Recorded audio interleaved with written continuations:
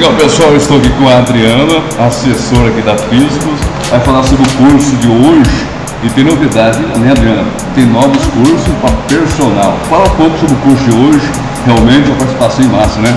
Exatamente, é isso aí, Éder. Hoje a gente conta aí com aproximadamente 160 pessoas, né, inscritas de toda a região, Minas Gerais, Mato Grosso, São Paulo capital. E tivemos que dispensar algumas pessoas, né? Eu peço até desculpa, mas logo a gente está repetindo a dose com esse curso novamente.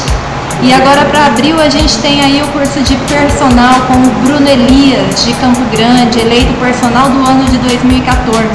Então aproveito para convidar todo mundo, mais um grande curso que a Físicos traz aí para vocês com um preço bem pequenininho, com um profissional de grande porte aqui pertinho de todo mundo.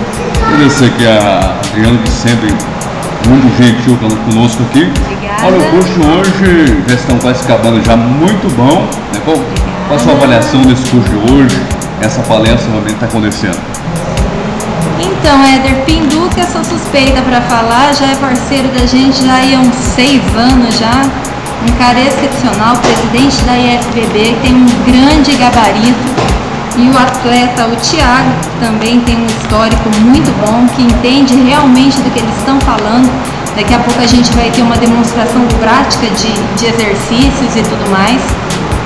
Eu acredito que quem veio vai sair com um pouquinho mais de esclarecimento. Essa é a nossa ideia, né? É aprofundar um pouco em alguns temas, sempre trazendo uma linguagem não tão complexa, porque às vezes a gente tem muito estudante que está se iniciando, tem muito profissional já da área, mas trazer profissional que fale uma linguagem um pouco mais clara, sem termos tão técnicos, e que fique mais fácil o entendimento. Então eu acredito que o pessoal tá gostando e acredito que logo a gente vai ter uma demonstração muito bacana aí do Thiago mostrando todo o seu potencial. Obrigado, Adriana. Muito obrigada. Bom trabalho para você, tá? Até o próximo curso, eu vou estar aqui. Até o próximo curso, dia 30 de abril.